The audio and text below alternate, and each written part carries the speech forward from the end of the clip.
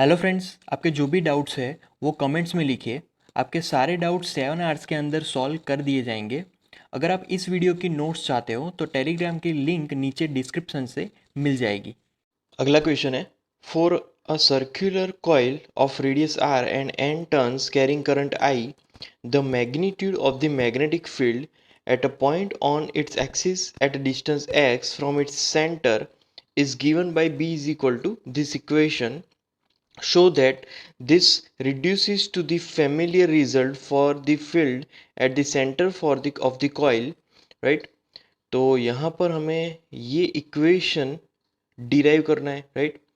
तो इक्वेशन के हिसाब से हमें यहाँ पर जो कॉइल है उसके सेंटर पे जो इक्वेशन मिले वो इक्वेशन पहले डिराइव करना है, राइट?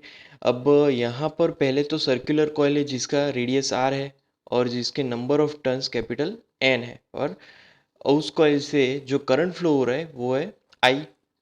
तो पहले हमारे पास जो इक्वेशन है उसकी बात करेंगे, तो equation B is equal to mu zero I R square into N upon two into bracket X square plus R square, right, raise to 3/2, right? तो ये इक्वेशन पूरी होगी। अब यहाँ पर सेंटर पे हमें फाइंड करना है, जो कॉइल है उसके सेंटर पे कितना मैग्नेटिक फील्ड होगा। तो इसीलिए यहाँ पर जो डिस्टेंस होगा वो ज़ीरो ले लेना है, मतलब कि x is equal to zero. अब x इज इक्वल टू जब ज़ीरो लेंगे तो सेंटर पे ही हमें मैग्नेटिक फील्ड मिलेगा, तो b सेंटर के लिए इज इक्वल टू, यहाँ पर लिखेंगे mu zero I R square as it is into N upon two into, यहाँ पर x तो ज़ीरो हो गया है तो क्या बचा, तो आर स्क्वेयर रेज टू 3/2 बचेगा, राइट? तो आर स्क्वेयर रेज टू 3/2, तो टू टू गेट्स कैंसल, तो यहाँ पर हमें मिलेगा म्यू ज़ीरो। और दूसरी चीज़ कि यहाँ पर आर क्यूब है तो यहाँ पर ये कैंसिल हुआ और ये भी कैंसिल हुआ, तो mu zero I N upon two into R, right? तो ये बी सेंटर पे मिलने वाला मैग्नेटिक फील्ड होगा, राइट? उसके बाद सेकंड क्वेश्चन में, for a circular coil of radius R and N turns carrying current I, the magnitude of magnetic field at a point on its axis at a distance x from its center is given by this equation again. Consider two parallel coaxial circular coils of equal radius r and number of turns n carrying equal currents in the same direction and separated by distance r. Show that the field on the axis around the midpoint between the coils is uniform over distance the small is as compared to r and is given by b is equal to this equation approximately, right? तो अब हमें यहाँ पर दो parallel coaxial circular coils रखे हैं जिनके radius R है, number of turns capital N है, राइट? अब दोनों में ही सेम डायरेक्शन में करंट फ्लो हो रहा है और आर डिस्टेंस से दोनों को सेपरेट किया गया है, राइट? तो उन दोनों के मिड पॉइंट पे यहाँ पर जो मैग्नेटिक फील्ड है, मिड पॉइंट पे मैग्नेटिक फील्ड, तो इक्वेशन को यहाँ पर ध्यान में लेकर हमें वो चीज़ फाइंड आउट करनी है। तो यहाँ पर पहले हम लोग डायग्राम ड्रॉ कर लेते हैं। तो इस तरीके से दोनों कॉइल्स को हमने एक दूसरे के पैरेलल रखा है, राइट? अब हम लोग कॉइल एक के कारण पी पॉइंट पे, मतलब कि इस पॉइंट पे मिलने वाला मैग्नेटिक फील्ड की उसकी डायरेक्शन पहले लिखेंगे, उसकी जो इक्वेशन है वो लिखेंगे, राइट? तो पहले मैं लिखूंगा B1, मतलब कि वन कॉइल के लिए, फर्स्ट कॉइल जो हमारी है उसके कारण P पॉइंट पे मिलने वाला मैग्नेटिक फील्ड।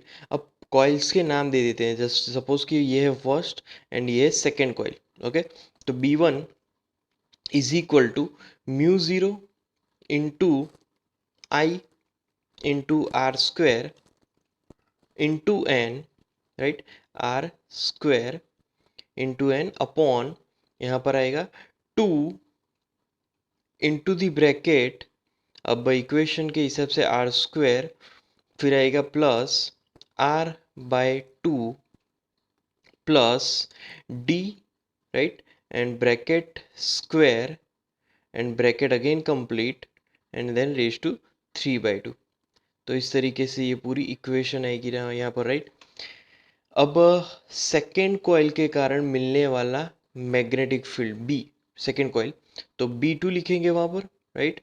तो B2 इज इक्वल टू, यहाँ पर लिखेंगे mu 0 I R square into N, right, upon 2 into the bracket, similar equation आएगी, बस थोड़ा सा यहाँ पर चेंज होगा, R square plus bracket R by 2, right, minus, यहाँ पर सिर्फ माइनस थोड़ा सा चेंज हुआ, raise to square and whole bracket raise to 3/2, right. तो इस तरीके से B2 मिला। अब हमें टोटल फाइंड करना है, P पॉइंट पे टोटल मिलने वाला मैग्नेटिक फील्ड, तो दोनों का हम लोग समेशन करेंगे, राइट। तो दोनों का समेशन में जो कॉमन टर्म होगी वो होगी mu 0 I R square N upon 2, right. तो इस तरीके से P पॉइंट पे मिलने वाला मैग्नेटिक फील्ड होगा mu 0 I R square N upon 2 common, और ब्रैकेट में जो डिनोमिनेटर में जो रहता था 3/2, राइट, और यहाँ पर प्लस होगा और यहाँ पर माइनस होगा, राइट। इस तरीके से अब इसका यहाँ पर कैलकुलेशन करेंगे, तो बेसिकली जो D होती है, D is much less than R। तो D अगर बहुत ही छोटा है R से, तो डी स्क्वायर तो और कम होगा, तो डी स्क्वायर को हम लोग यहाँ पर नेग्लेक्ट कर देंगे। तो डी स्क्वायर को नेग्लेक्ट करने के बाद यहाँ पर इक्वेशन होगा, तो इस तरीके से डी स्क्वायर को हमने नेग्लेक्ट किया तो 5r² plus R D raise to 3/2, right, और यहाँ पर plus 1/5r² minus R D raise to 3/2 मिलेगा। अब फिर से जो कॉमन टर्म है, राइट, उसको बाहर कर देते हैं, तो यहाँ पर 5r² अपॉन 4 रेज टू 3/2 को हम लोग कॉमन करते हैं, तो इस तरीके से mu 0 I R square into N upon 2 bracket 5r² by 4 raise to 3/2, 1/1 plus 4d upon 5r raise to 3/2, right, plus 1/1 minus 4d upon 5r raise to 3/2 आएगा। अब यहाँ पर हम लोगों ने जो कॉमन किया है उसको थोड़ा सा रीअरेंज करेंगे, तो इस तरीके से mu 0 I n upon 2r, right, into 4/5 raise to 3/2, bracket 1 plus 4d upon 5r raise to minus 3/2 plus 1 minus 4d upon 5r raise to minus 3/2। तो यहाँ पर एक ब्रैकेट में 1 प्लस आएगा और दूसरे ब्रैकेट में 1 माइनस आएगा। अब इसको सिंप्लीफाई करेंगे according to binomial equation, right, तो उसमें जो पावर होता है वो सेकेंड टर्म के साथ मल्टीप्लाई होगा, तो पावर को सेकेंड टर्म के साथ मल्टीप्लाई करेंगे, तो इस तरीके से हमारी इक्वेशन आ जाएगी mu 0 ni upon 2r into 4/5 raise to 3/2, bracket 1 minus 6d upon 5r plus 1 plus 6d upon 5r। अब इसको हम लोग अगर कैलकुलेट करेंगे, राइट, तो उसके बाद तो इस तरीके से mu 0 I n upon 2r into 4/5 raise to 3/2 into 2 आ जाएगा, राइट। अब यहाँ पर जो 2 है वो कैंसिल हो जाएगा, अगर 2 कैंसिल करेंगे तो हमारे पास जो इक्वेशन बाकी बचेगी वो होगी 4/5 रेज टू 3/2। अब 4/5 रेज टू 3/2 उसकी वैल्यू होगी 0.7155। तो इस हिसाब से P पॉइंट पे मिलने वाला मैग्नेटिक फील्ड होगा mu 0, right, into I into N upon R into 0 point, right, 0.7155, right. तो यहाँ पर हम लोग इसको 0.72 लिख सकते हैं, तो इसीलिए P पॉइंट पे मिलने वाला मैग्नेटिक फील्ड होगा is equal to mu 0 into I into N upon R, right, into 0.72, right, और यहाँ पर लिखेंगे टेस्ला। अब यहाँ पर जो डायरेक्शन होगी, राइट, वो डायरेक्शन होगी जो कॉइल का जो सेंट्रल पॉइंट है O टू P, राइट, और Q दोनों ही डिस्टेंस पे सेम डिस्टेंस पे होगी। तो सिमिलरली क्यू पॉइंट पे भी हमें सेम इक्वेशन ही मिलने वाली है, mu zero I N upon R into 0.72 tesla, right. तो यहाँ पर O2P और O2Q क्यू डिस्टेंस सेम होने की वजह से हमें क्यू पॉइंट पे मिलने वाला मैग्नेटिक फील्ड भी सेम इक्वेशन का ही मिलने वाला है। अगले क्वेश्चन में, a toroid has a core of inner radius 25 centimeter and outer radius 26 centimeter around which 3500 turns of a wire are wound. If the current in the wire is 11 ampere, what is the magnetic field outside the toroid? Okay, तो यहाँ पर magnetic field outside the torrid पहले find करना है। तो पहले हम लोग डायग्राम ड्रॉ करेंगे। तो इस तरीके से हमें टॉरॉइड दिया गया है। अब टॉरॉइड में जो भी हमें वैल्यूज़ दी गई है उसके हिसाब से यहाँ पर हमें पहले तो एवरेज रेडियस फाइंड करना होगा। Average radius R is equal to R1 plus R2 by 2, right. R1 plus R2 by 2 करेंगे। अब R1 प्लस R2 मतलब 25 प्लस 26, तो यहाँ पर 25 प्लस 26 बाय 2, राइट। तो इसका यहाँ पर आंसर होगा 25.5 सेंटीमीटर, राइट। तो ये एवरेज रेडियस हुआ। इसको मीटर में कन्वर्ट करेंगे तो वो होगा 0.255 मीटर, राइट। अब यहाँ पर जो टॉरॉइड है, टॉरॉइड का सरकमफ्रेंस फाइंड करेंगे। तो टॉरॉइड का circumference L is equal to, यहाँ पर हमें मिलेगा 2πr, राइट। अब उसकी जो रेडियस की वैल्यू है वो अंदर रखेंगे तो L इज इक्वल टू 2 की वैल्यू फिक्स होती है, पाई की वैल्यू 3.14 एंड इनटू 0.255, तो यहाँ पर हमें मिलेगा 0.51 और पाई की वैल्यू यहाँ पर हमने एज इट इज़ रखी है, राइट। और मीटर, ये हुआ जो टॉरॉइड है उसका सरकमफ्रेंस। अब हमें फाइंड करना है यूनिट लेंथ, जो नंबर ऑफ टर्न्स है पर यूनिट लेंथ, तो N is equal to total number of turns upon total length, right। तो is equal to यहाँ पर आएगा 3500 अपॉन 0.51 पाई, तो ये है टर्न्स पर मीटर, राइट। अब जो हमने पहला क्वेश्चन पूछा गया है, राइट, फर्स्ट क्वेश्चन में what is the magnetic field outside the torrid, तो आउटसाइड द टॉरॉइड उसके लिए मैग्नेटिक फील्ड ऑलवेज यहाँ पर ज़ीरो होगा, क्योंकि टॉरॉइड में मैग्नेटिक फील्ड बाहर जाने का वैसे कोई रास्ता ही नहीं होता और बाहर का मैग्नेटिक फील्ड वैसे भी यहाँ पर ज़ीरो ही मिलेगा, राइट। अब सेकेंड क्वेश्चन में what is the magnetic field inside the core of the toroid. Okay, अब यहाँ पर इनसाइड फाइंड करना है, राइट। तो इनसाइड के लिए इक्वेशन है BI is equal to mu zero into N into I, right. Mu zero into N into I, तो यहाँ पर म्यू ज़ीरो की वैल्यू फिक्स होगी 4 इंटू पाई इंटू 10⁻⁻⁷, राइट। ये म्यू ज़ीरो की वैल्यू है, इंटू एन कितना है, तो एन की वैल्यू है वो है यहाँ पर fix 3500 upon 0.51 pi, right. And current की वैल्यू है इंटू 11, राइट। तो इसका जो आंसर है वो हमें मिलेगा is equal to 3.02 into 10⁻⁻² tesla, right. तो इस तरीके से ये अंदर की तरफ मिलने वाला मैग्नेटिक फील्ड होगा। अब सी क्वेश्चन में, a toroid has a core non ferromagnetic of inner radius, right. सारी वैल्यूज वही की वही है। What is the magnetic field in the empty space surrounded by the toroid. Okay, empty space surrounded by the toroid मतलब कि अंदर की तरफ कितना मैग्नेटिक फील्ड होगा।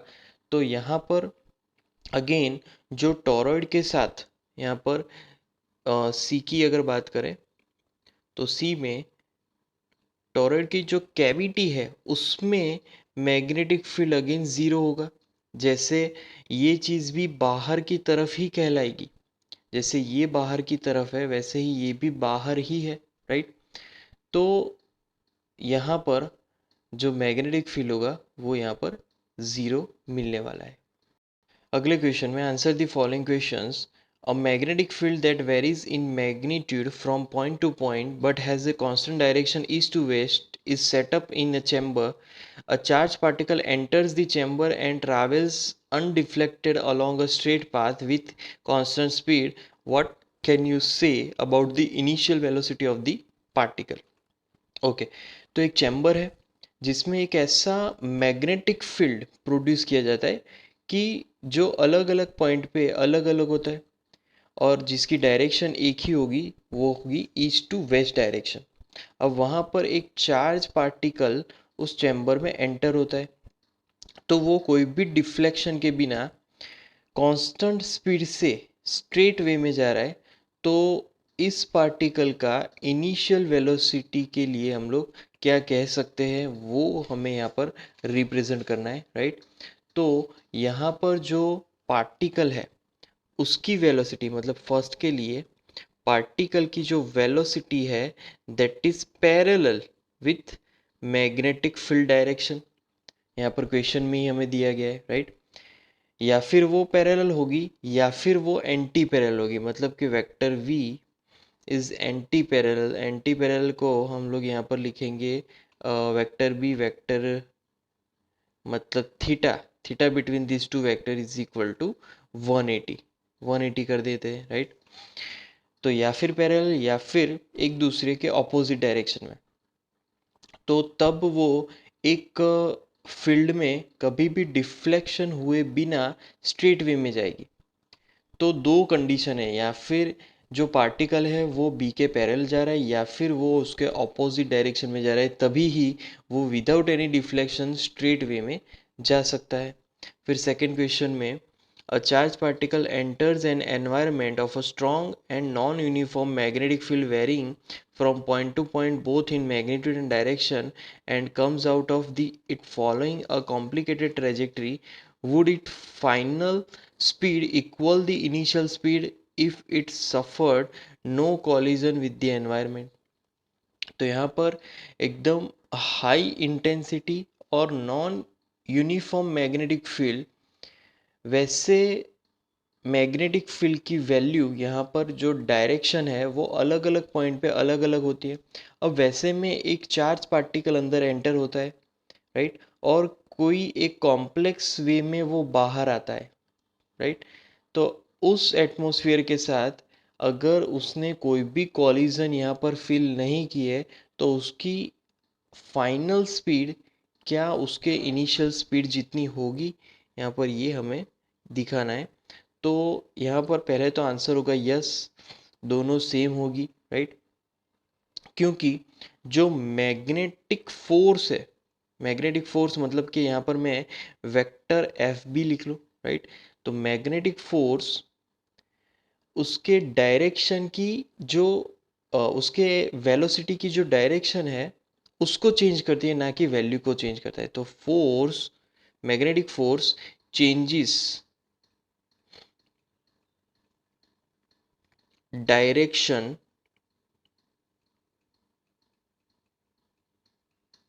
But not speed. स्पीड को वो कांस्टेंट ही रखेगी, स्पीड कभी भी यहाँ पर चेंज नहीं होगी, सिर्फ डायरेक्शन चेंज होगी। डायरेक्शन चेंज होने की वजह से यहाँ पर ऐसा बोल सकते हैं कि वेलोसिटी चेंज हो रहा है, राइट। उसके बाद an electron traveling west to east enters a chamber having a uniform electrostatic field in north to south direction. Specify the direction in which a uniform magnetic field should be set up to prevent the electron from deflecting from its straight line path. Okay, पहले question समझ लेते हैं, right. Waste to east के direction में एक electron, right, यहाँ पर north to south direction में जो यूनिफॉर्म मैग्नेटिक फील्ड है वैसे चैम्बर में एंटर हो रहा है। अब जो uniform electric field, right, uniform electric field कौन सी डायरेक्शन में यहाँ पर हमें अप्लाई करना चाहिए कि जिससे इलेक्ट्रॉन कहीं पर भी डिफ्लेक्शन हुए बिना स्ट्रेट लाइन में जाए, राइट। तो यहाँ पर हमें पहले तो वेस्ट टू ईस्ट डायरेक्शन में एक इलेक्ट्रॉन जा रहा है और हमारा जो यहाँ पर जो फील्ड है वो नॉर्थ टू साउथ डायरेक्शन में है, राइट। तो उस इलेक्ट्रॉन पर जो इलेक्ट्रिक फोर्स और मैग्नेटिक फोर्स दोनों ऑपोजिट डायरेक्शन में अगर होंगे तो कहीं पर भी डिफ्लेक्शन नहीं होगा, क्योंकि दोनों एक दूसरे के ऑपोजिट होंगे, राइट। तो electric force Fe opposite to Fb, right. Electric field and magnetic field दोनों एक दूसरे के ऑपोजिट होंगे तो कहीं पर भी डिफ्लेक्शन नहीं होगा। मैग्नेटिक फोर्स साउथ डायरेक्शन में होगा, राइट। और फ्लेमिंग्स के लेफ्ट हैंड रूल के हिसाब से जो मैग्नेटिक फील्ड है होगा वो नीचे की डायरेक्शन में परपेंडिकुलर होना चाहिए। An electron emitted by a heated cathode and accelerated through a potential difference 2 kilovolt enters a region with uniform magnetic field of 0.15 Tesla. Determine the trajectory of the electron if the field is transverse to initial velocity, makes an angle of 30 degree with initial velocity. तो यहाँ पर जो cathode है वो heat होने की वजह से एक इलेक्ट्रॉन 2 किलोवोल्ट जो पोटेंशियल डिफरेंस है उससे एक्सेलरेट होके 0.15 टेस्ला जितने यूनिफॉर्म मैग्नेटिक फील्ड के जो रीजियन है उसमें एंटर होता है। तो उस फील्ड में जो इनिशियल वेलोसिटी के परपेंडिकुलर होगा, राइट। तो पहले उसके लिए फाइंड करना है। तो पहले ए, राइट। तो पहले जो वैल्यूज दी है उस पे थोड़ा सा यहाँ पर हम लोग लिख लेते हैं। पीडी पोटेंशियल डिफरेंस कितना दिया है तो वो है 2 kilo volt, right. 2 kilo volt मतलब कि इज इक्वल टू हम लोग लिख सकते हैं 2 इंटू 10⁻³ वोल्ट। 2 इंटू 10⁻³ वोल्ट ये पोटेंशियल डिफरेंस है इतना। और मैग्नेटिक फील्ड की वैल्यू दी गई है B is equal to 0.15 tesla, right. 0.15 tesla. अब यहाँ पर पोटेंशियल डिफरेंस के कारण इलेक्ट्रॉन को जो एनर्जी मिलती है उसकी बात करेंगे। तो पोटेंशियल डिफरेंस है उसी की वजह से इलेक्ट्रॉन यहाँ पर उसके पास काइनेटिक एनर्जी पॉजेस है, राइट। तो half m into V square is equal to electron into volt, right. तो यहाँ पर v को सब्जेक्ट बनाएंगे कि स्पीड से जा रहा है, तो v को सब्जेक्ट बनाएंगे। v is equal to equation होगी √2 into E into V upon m, right. तो ये पूरी इक्वेशन हो जाएगी। अब यहाँ पर हमें सिर्फ वैल्यूज रखनी है। तो v is equal to √2 into 1.6 into 10⁻⁻⁹, right, into 2 into 10⁻3, right.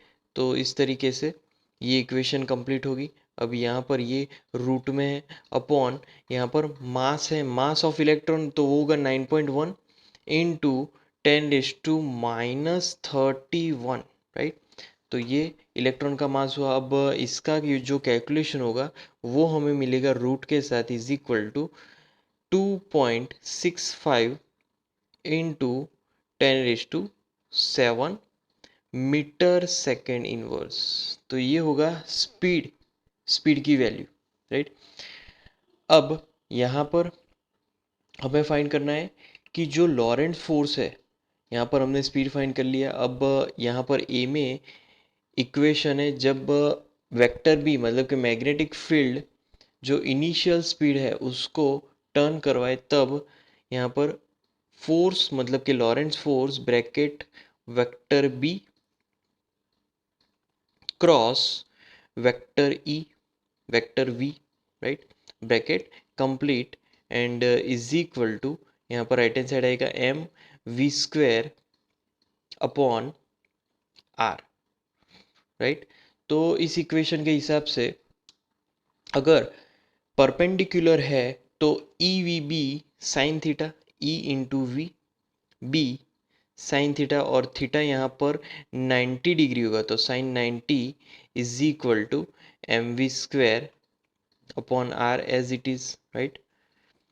अब साइन 90 की वैल्यू कितनी होगी यहाँ पर, तो वो होगी 1। तो यहाँ पर सिर्फ हमें मिलेगा E into V into B is equal to M into V square, right, upon R. तो यहाँ पर एक वी कैंसिल हो जाएगा, तो एक वी कैंसिल, तो अब आर को सब्जेक्ट बनाएंगे, तो R is equal to M into V upon E into B, right. तो अब आर में सब वैल्यूज रखेंगे, तो आर में आर इज इक्वल टू पहले में आएगा mass of electron 9.1 into 10⁻⁻31 into speed, right, वो होगा 2.65 into 10⁻7 upon E charge electron 1.6 into 10⁻⁻19 and यहाँ पर मैग्नेटिक फील्ड है, मैग्नेटिक फील्ड तो वो है 0.15, राइट। तो यहाँ पर इस आंसर का कैलकुलेशन में हमें मिलेगा आर इज इक्वल टू, लिखेंगे 1 mm। तो ये हमारा रेडियस होगा जब जो पार्टिकल है वो परपेंडिकुलरली एंटर होगा, राइट। तो ये हमारा आर मिला, R is equal to 1 mm। Okay, अब बी फाइंड करेंगे। बी में हमें पूछा गया है कि makes an angle 30 degree with the initial velocity. अब इनिशियल वेलोसिटी के साथ 30 डिग्री अगर बना रहा है तो क्या होगा, तो पहले तो वी परपेंडिकुलर होगा वी साइन थीटा, राइट। तो वी इंटू साइन, अब 30 है यहाँ पर तो 30 लिख लेंगे एंगल, राइट। तो इज इक्वल टू यहाँ पर वो वैल्यू मिलेगी 2.65 इंटू 10⁻7, राइट। हमने ये चीज़ यहाँ पर फाइंड कर लिया, बट इंटू साइन 30 है तो इंटू 1/2 आ जाएगा, राइट। तो यहाँ पर परपेंडिकुलर कंपोनेंट होगा v perpendicular is equal to 1.33 into 10⁻7, और वो होगा metre second inverse, right, sorry, metre second inverse, right. तो इस तरीके से v परपेंडिकुलर मिला। अब v पैरेलल फाइंड कर लेते हैं, तो v पैरेलल, राइट, तो v पैरेलल में क्या होगा, v cos 30 आ जाएगा। ओके, अब v cos 30 तो उसकी वैल्यू रख के हमें आंसर मिलेगा, वो होगा 2.3 into 10⁻7 metre second inverse, right.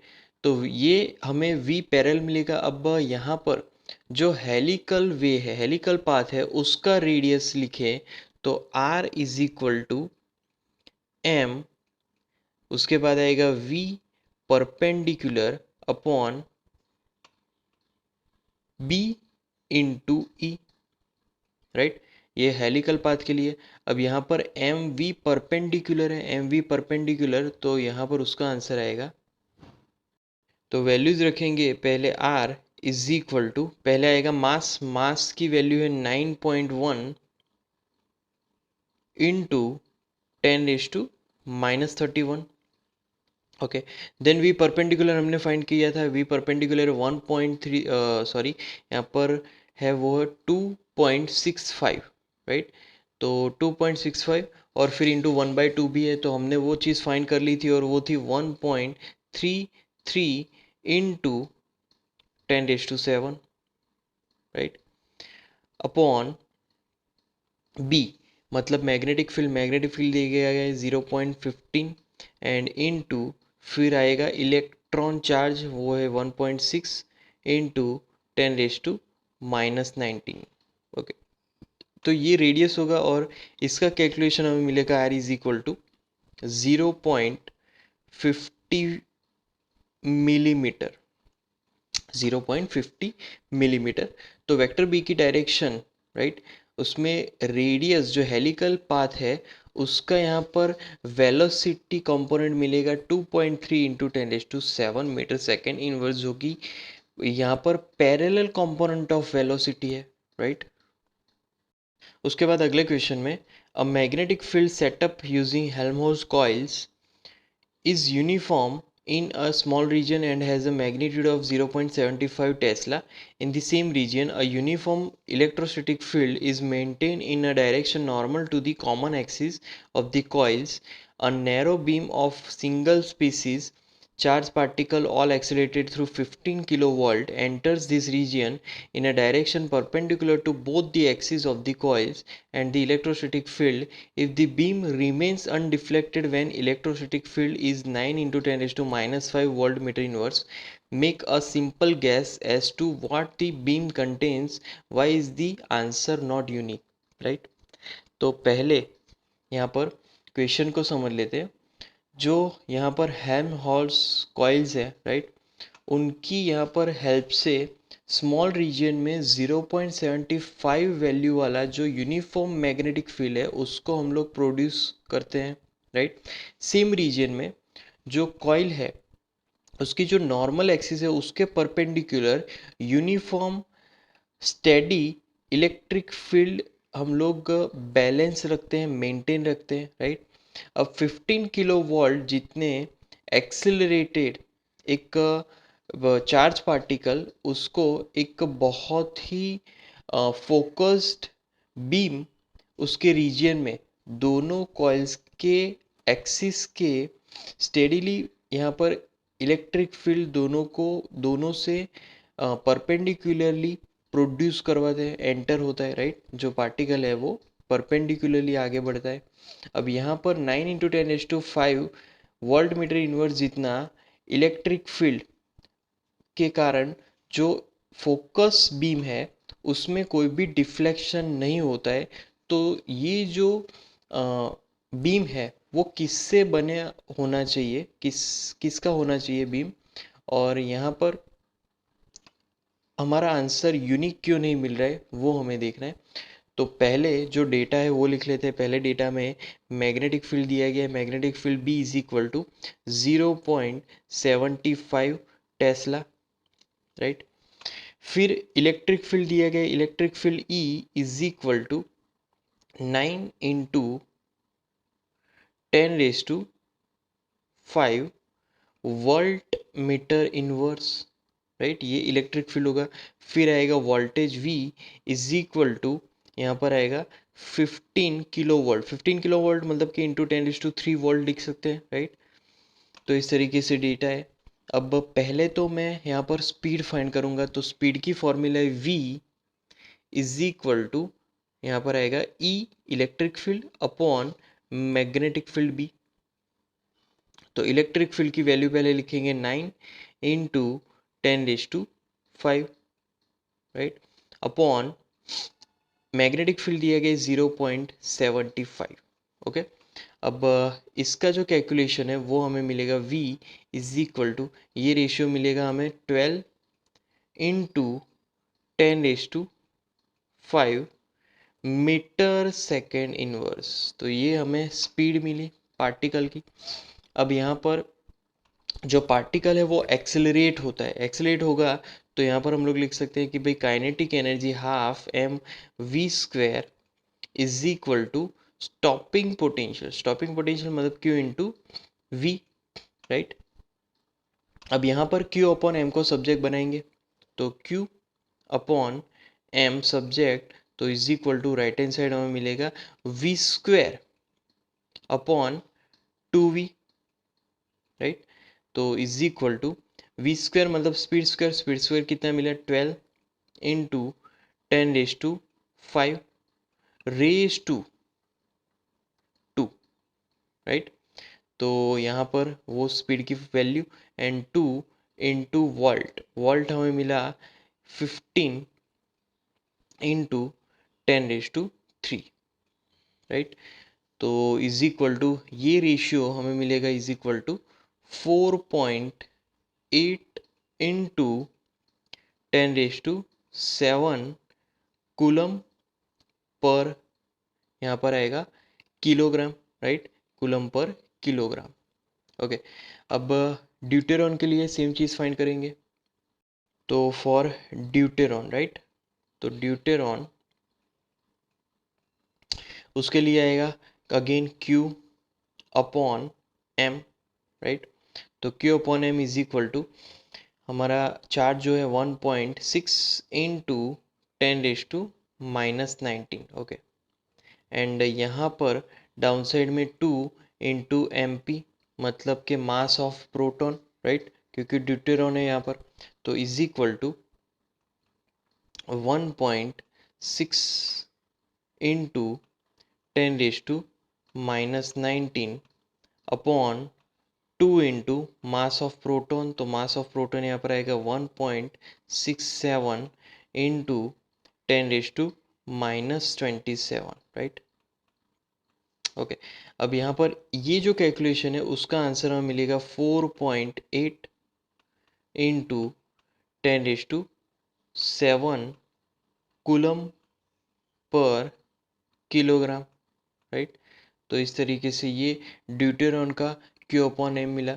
तो इसका मतलब ये हुआ कि जो यहाँ पर पार्टिकल्स है उसमें एक प्रोटॉन एक न्यूट्रॉन जैसे ड्यूटेरॉन से बना हुआ होगा, राइट। तो यहाँ पर आंसर एक पर्टिकुलर पार्टिकल के लिए नहीं होगा, क्योंकि यहाँ पर जो चार्ज और मास का जो रेशियो है वो हमने डिसाइड किया है।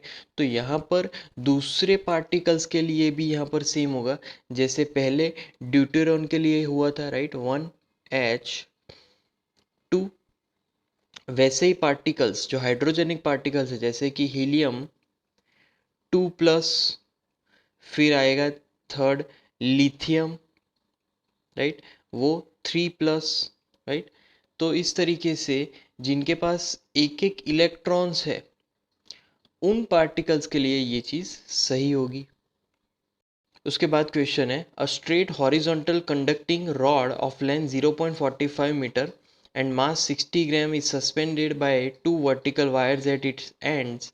A current of 5 ampere is set up in the rod through the wires. What magnetic field should be set up normal to the conductor in order that the tension in the wires is zero? तो पहले तो situation को मैं यहाँ पर draw कर लेता हूँ, राइट। तो इस तरीके से हमारे पास एक रिजिड वॉल है। अब रिजिड वॉल से हमने एक कंडक्टर को यहाँ पर लटकाया है 2 वायर्स के साथ, राइट। तो यहाँ पर ये 2 वायर्स लटके हुए हैं, उसके साथ हमने कनेक्ट किया है। अब जो टेंशन है वो तो ऑलवेज किस डायरेक्शन में होगा, फिक्स पॉइंट की डायरेक्शन में। यहाँ पर टी होगा, यहाँ पर भी टी होगा, राइट। और यहाँ पर जो वेट है इस रॉड का वो होगा mg जितना। तो इसको बैलेंस कौन करेगा, तो ऊपर की तरफ जो फोर्स लग रहा है वो, और वो BIL जितना होगा। कैसे, तो यहाँ पर रॉड में से करंट फ्लो हो रहा है और वो करंट फ्लो हो रहा है I जितना, राइट।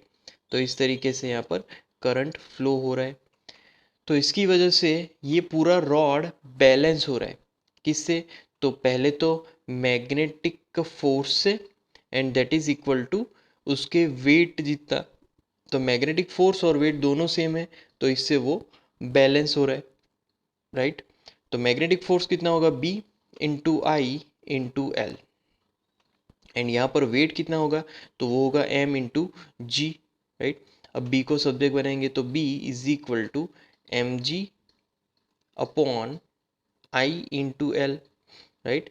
तो mg upon I into L, अब वैल्यूज़ रखेंगे तो इज इक्वल टू पहले मास यहाँ पर कितना दिया है 60 ग्राम। 60 ग्राम को मैं कन्वर्ट कर रहा हूँ किलोग्राम में, तो 0.06 आएगा, इंटू जी 9.8 अपॉन करंट की वैल्यू है 5, एंड लेंथ, तो यहाँ पर लेंथ होगा 0.45, राइट। तो इस तरीके से ये आंसर होगा। अब यहाँ पर ये कैलकुलेशन हमें मिलेगा B is equal to 0.2613 tesla, right. तो इतना मैग्नेटिक फील्ड होगा। इसको राउंडिंग ऑफ करके हम लोग 0.26 टेस्ला भी लिख सकते हैं, राइट। अब यहाँ पर जो हमारे पास कंडक्टिंग रॉड है उसके परपेंडिकुलर 0.26 टेस्ला का हॉरिजॉन्टल मैग्नेटिक फील्ड उस डायरेक्शन में लगेगा जिससे फ्लेमिंगोस लेफ्ट हैंड रूल के हिसाब से जो मैग्नेटिक फील्ड है वो ऊपर की तरफ मिल रहा है, राइट। अब बी के लिए, बी का क्वेश्चन अब ध्यान में लेंगे तो सेम चीज़ है, बट यहाँ पर what will be the total tension in the wires if the direction of current is reverse keeping the magnetic field same as before. तो पहले यहाँ पर कोई भी वायर्स नहीं थे, राइट, बट अब अगर वायर्स से लटकाएंगे क्योंकि हम लोग करंट को ऑपोजिट डायरेक्शन में फ्लो करवाएंगे तो ये जो बी आई एल है वो भी डाउनवर्ड डायरेक्शन में मिलेगा। तो टोटल बी आई एल और एम जी दोनों ही डाउनवर्ड डायरेक्शन में मिलेगा और वो बैलेंस होगा हमारे टेंशन से, टेंशन इन दी वायर्स से। तो अब हमें क्या करना होगा कि ये पूरी सिस्टम इक्विलिब्रियम रहने की वजह से जो ऊपर की तरफ टेंशन लग रहा है that is equal to M G plus B I L. अब एम जी और बी आई एल दोनों ही सेम है तो हम लोग नया टेंशन लिख सकते हैं कि भाई T इज इक्वल टू 2 जो रॉड का वेट है वो, क्योंकि एम जी और बी आई एल दोनों ही सेम है और दोनों ही एक ही डायरेक्शन में, डाउनवर्ड डायरेक्शन में, तो इसीलिए यहाँ पर 2 से मल्टीप्लाई किया वेट को तो हमें पूरा जितना भी टेंशन लग रहा है वायर्स पे वो फाइंड कर सके। तो इज इक्वल टू यहाँ पर आएगा 2 इंटू मास, मास यहाँ पर है 0.06 एंड इनटू जी की वैल्यू है 9.8, राइट। तो यहाँ पर ये कैलकुलेशन हमें मिलेगा 1.176 न्यूटन। तो ये हुआ टेंशन इन दी वायर जब करंट को हम लोग रिवर्स करेंगे लेफ्ट हैंड साइड डायरेक्शन में, तो इसकी वजह से ये फोर्स भी डाउनवर्ड डायरेक्शन में मिलेगा, तो तब मिलने वाला टेंशन होगा 1.176 न्यूटन।